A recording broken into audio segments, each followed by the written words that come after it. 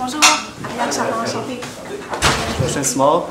Allô, Prochain small. Allô.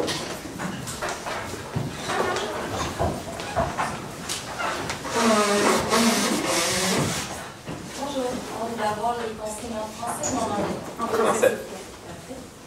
Chaque équipe dispose de 20 minutes afin de présenter son cas au juge. J'afficherai un carton pour les 10, les 5, les 2 dernières minutes et les 30 dernières secondes de la présentation. Lors des 10 dernières secondes, à l'aide de mes 2 mains, le nombre de secondes restantes. Si vous n'avez pas terminé votre présentation après 20 minutes, elle se verra arrêtée afin de passer à la période de questions. Une période de questions d'une durée maximale de 5 minutes est allouée au jury à la fin de la présentation. Veuillez noter que vous ne pouvez en aucun temps dévoiler le nom ou la provenance de votre université. Je laisse maintenant les juges se nommer. Vous pourrez ensuite débuter votre présentation. Bonjour, je m'appelle Christopher Provençal, je suis consultant en intelligence. Bonjour, David Charon, gestionnaire de projet. Marc-André Fontaine, vice-président marketing.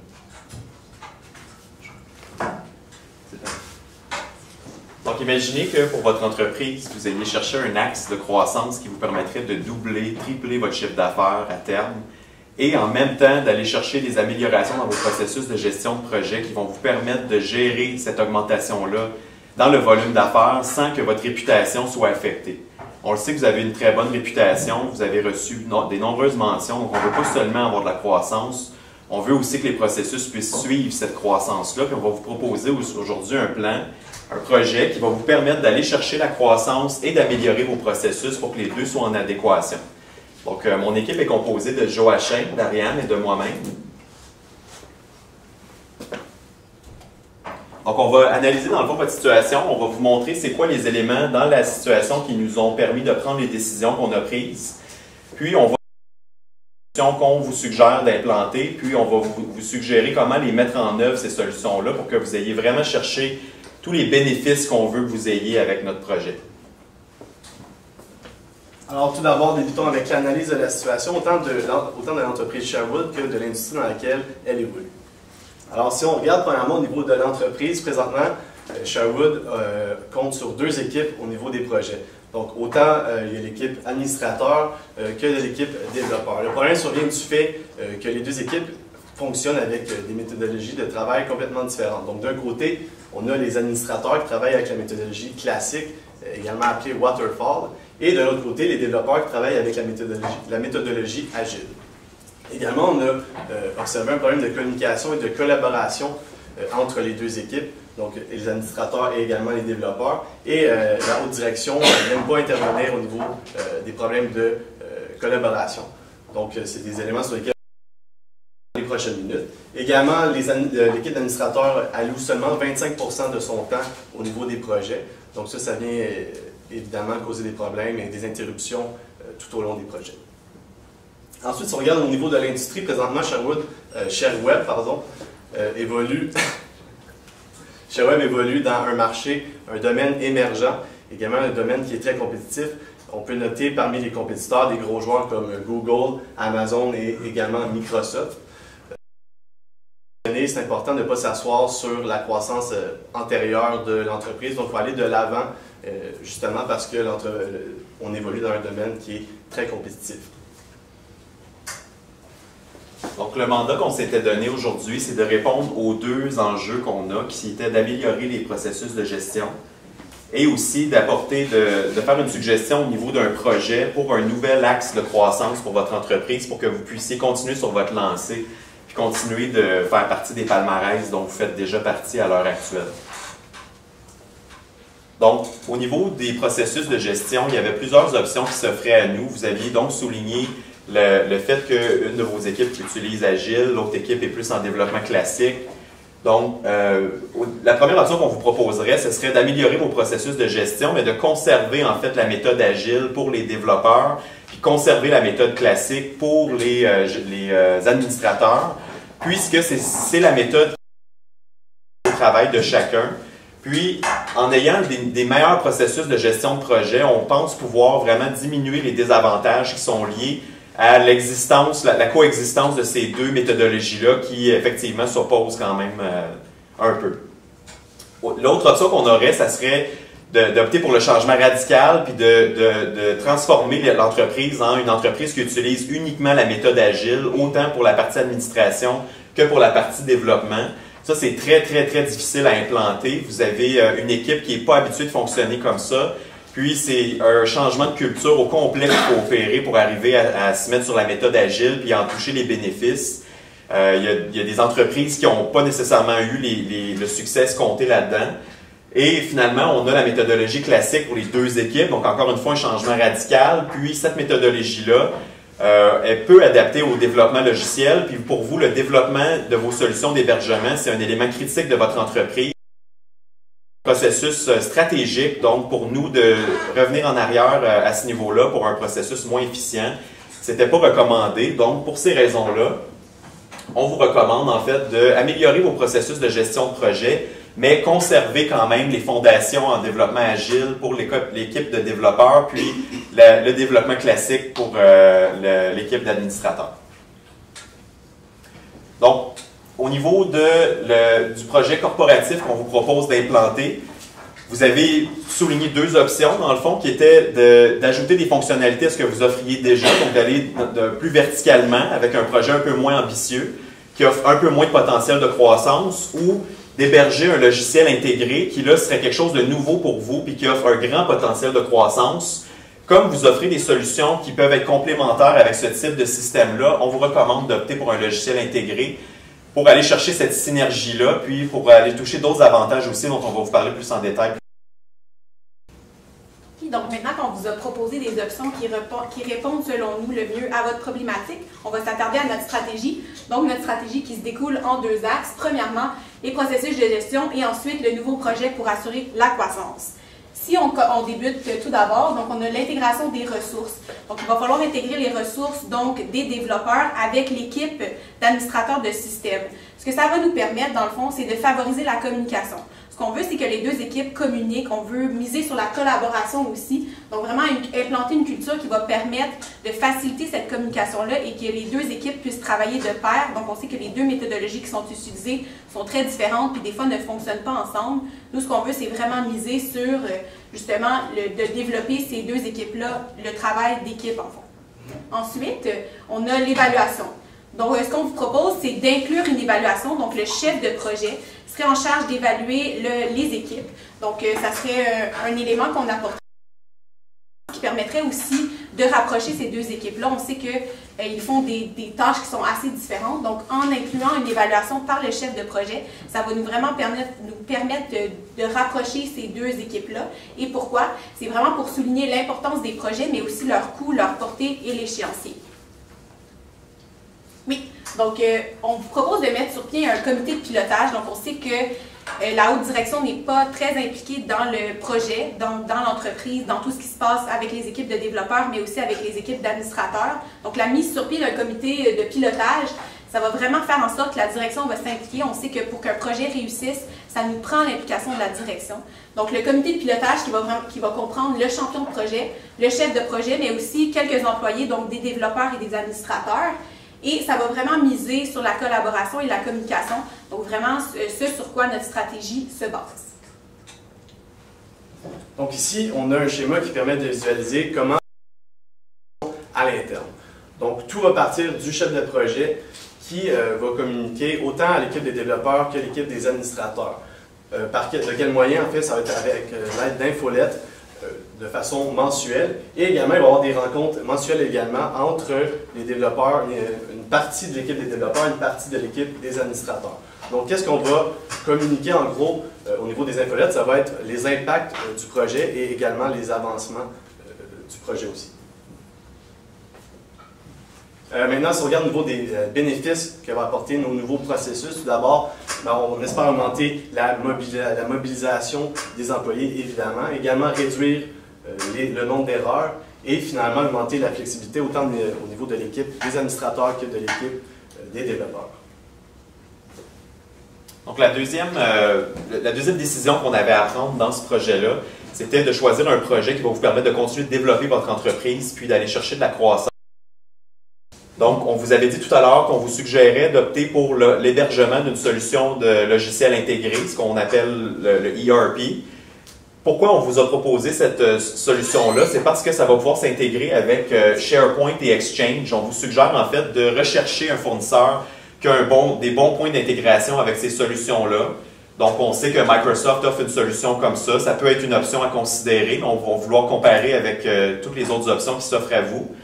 Puis, on veut une solution qui est adaptée aux PME parce que vos services d'hébergement sont susceptibles de plaire particulièrement à des plus petites entreprises qui sont souvent intéressées à vraiment se libérer complètement des processus de gestion de leur technologie de l'information. Donc, ils veulent vraiment une solution clé en main. Ils veulent avoir le moins de temps à passer là-dessus parce que c'est souvent pas une force dans leur entreprise. C'est intimidant. C'est souvent des entrepreneurs qui ont carrément pas le goût de travailler avec ça. Puis, en offrant une solution devenir leur unique fournisseur. Vous allez pouvoir leur offrir une solution qui est vraiment clé en main, qui leur permet de simplement avoir un compte à payer à la fin du mois. Puis en collaborant avec vous, ils vont régler tous leurs besoins, dans le fond, en technologie de l'information. Donc, mais encore, en plus, on va pouvoir à ce moment-là... Non, j'ai déjà dit tout ça, je m'excuse. Ça arrive, hein? J'aurais aimé ça que ce ne soit pas au jeu, mais bon. OK. Donc maintenant que notre stratégie a été bien établie, on va aller de l'avant avec en fait, comment on va mettre en œuvre tout notre projet.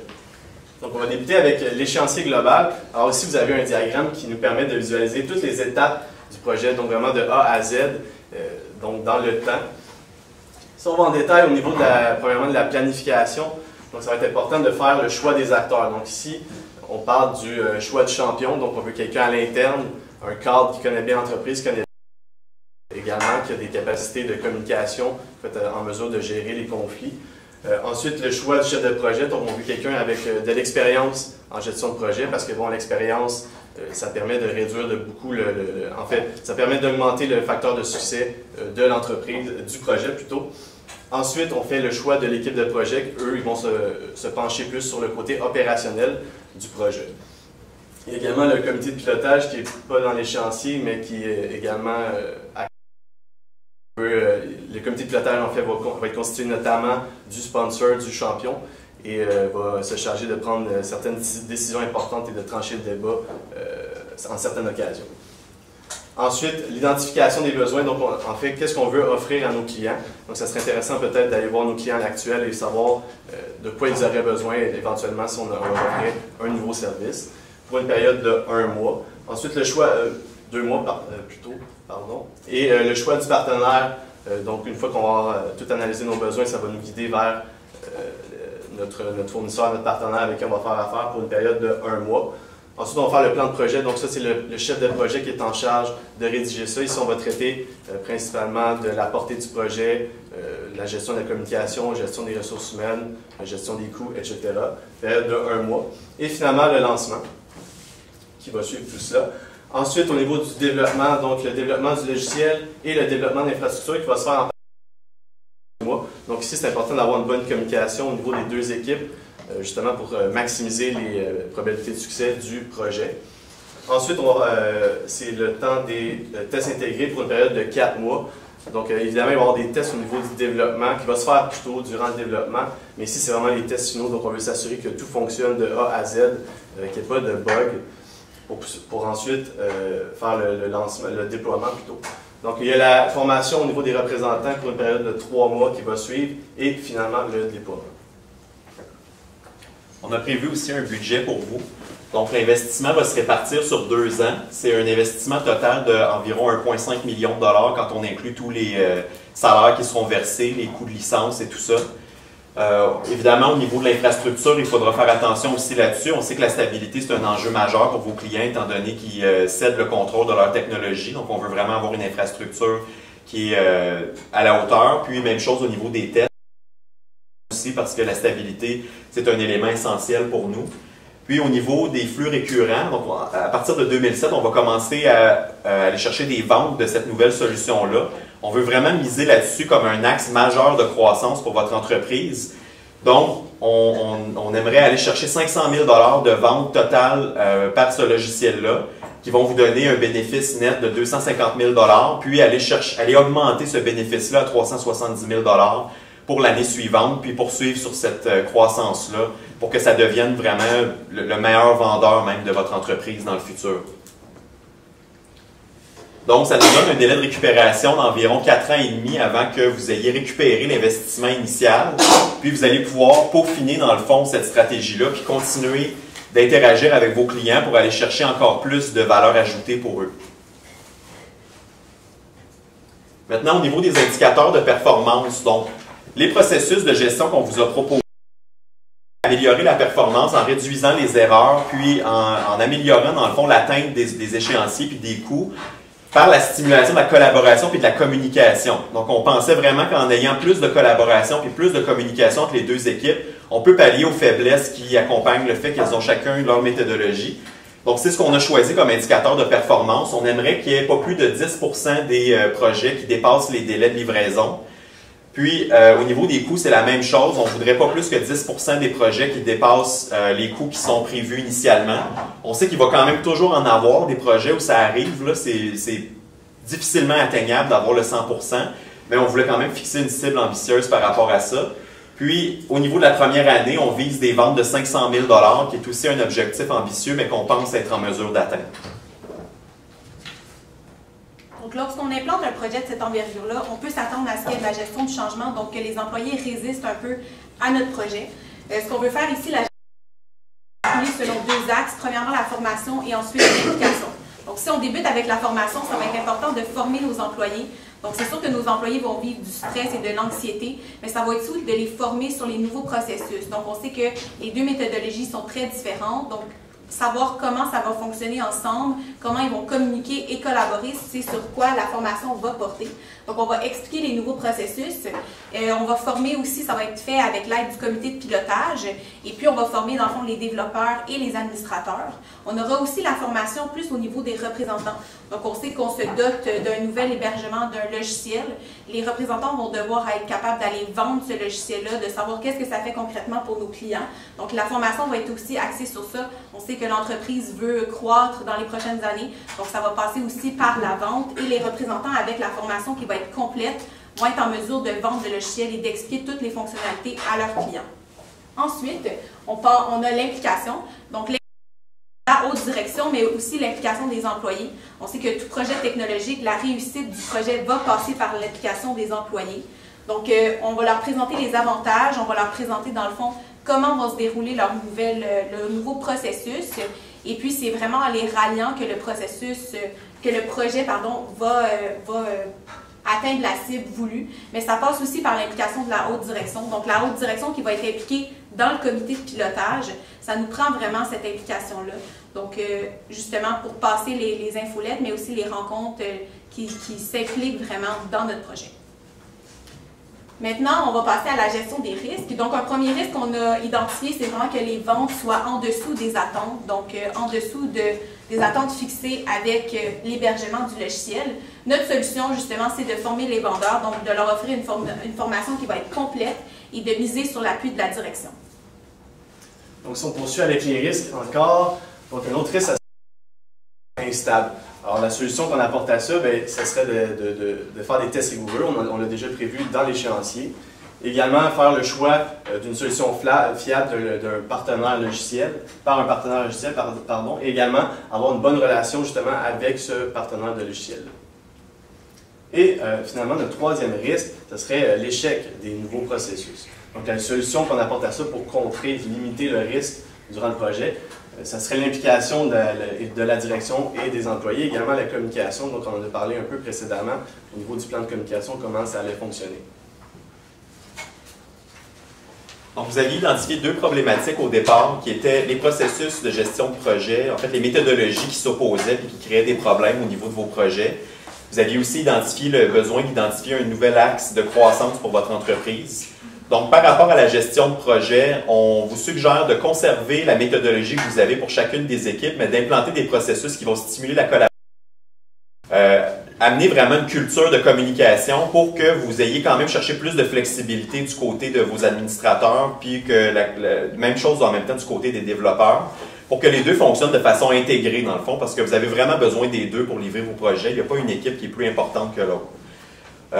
Par rapport à l'axe de croissance qu'on vous avait suggéré, c'était d'aller avec l'hébergement d'une solution de logiciel intégré pour viser les PME, dans le fond, pour aller leur offrir vraiment d'être leur seul fournisseur de services TI pour qu'ils puissent avoir tout chez vous et qu'ils n'aient pas besoin de faire affaire avec une autre compagnie. C'est quelque chose qui créerait énormément de valeur pour votre entreprise, puis il y a un besoin pour ça auprès des petites entreprises. Il y a vraiment un désir pour ce type de produit-là. Puis, on a donc misé sur la communication, la collaboration et la croissance. Dans les médias, donc, il faudra choisir évidemment le promoteur du projet, le champion ou le project owner. On va choisir le chef de projet. Ça va être important pour débuter de choisir l'individu que les... Puis, former l'équipe de projet, c'est les tâches qu'on a à l'agenda dans les médias. Donc, on vous suggère d'y songer le plus rapidement possible pour aller chercher les bénéfices qu'on vous offre.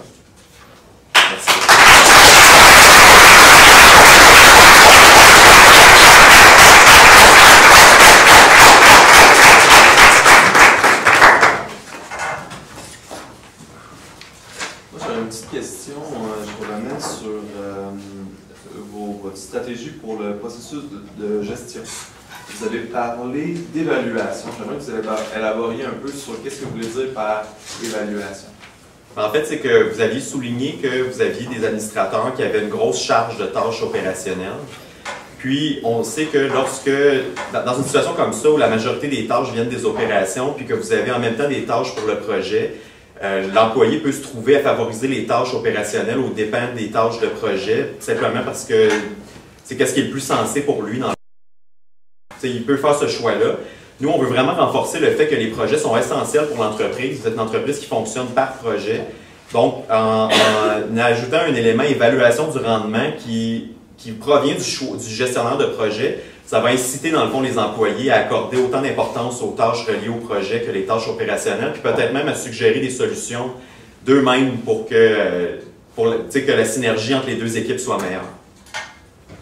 Un peu dans la même lignée, dans le plan de communication, vous avez choisi le médium, l'infolette comme médium, puis la fréquence mensuelle. Pourquoi la fréquence mensuelle, pourquoi le médium l'infolette? On voulait en fait choisir le juste milieu entre ne pas, entre guillemets, écœurer nos employés. On veut pas que ça soit on veut que ça soit de l'information qui est riche, qui les met à jour sur le projet. Mais on veut pas non plus qu'il se passe tellement de temps que les gens oublient ce qui se passe. Puis le but vraiment, c'est qu'ils mettent l'épaule à la roue puis qu'ils puissent suggérer des solutions. Puis que les projets sont autant aussi importants du point de vue des administrateurs que des équipes de développement. Bien, dans le budget, dans les ventes, j'imagine que c'est des licences mensuelles qu'on va vendre du nouveau système VIP, donc des utilisateurs mensuels, mensuels par mois. Mensuels par mois. Mensuels par utilisateur. Donc la première année, 500 000 de vente. La deuxième année, 700 000 de vente. Est-ce que c'est 700 000 additionnels ou on va chercher 200 000 additionnels dans la deuxième année? 200 000 additionnels. Okay. Donc, la première année, on va chercher 500 000, puis après ça, les années subséquentes, on va chercher 200 000. Ben, je ne pense pas que cette tendance-là va se poursuivre pendant super longtemps. Il y a quand même une limite à un moment donné à la croissance qu'on peut aller chercher, mais d'une année à l'autre, une fois que le produit est connu et qu'on pense que c'est atteignable. Okay. Puis, est-ce qu'il y a une raison pourquoi il n'y a pas de frais de mise en marché dans le budget? Bien, ça fait partie pour nous de la formation. On a beaucoup misé sur la formation des représentants en vente pour qu'eux fassent le travail avec les clients. Par contre, pour nous, comme on considérait que c'était des dépenses opérationnelles, on ne les a pas inclus dans notre projet.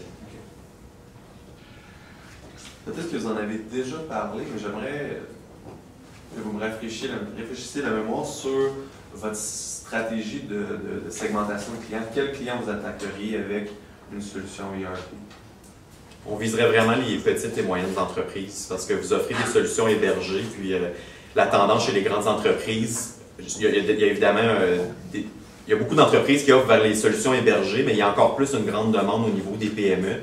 Puis le Québec, c'est une province où les PME constituent le poumon économique, donc en allant chercher ce marché-là, puis on trouve que c'était proche déjà des solutions que vous offrez en ce moment. Nouveaux clients, clients actuels? Autant les clients actuels que les nouveaux, dans le fond. Aller chercher vraiment la complémentarité avec Exchange puis SharePoint. D'autres questions, messieurs? Merci beaucoup.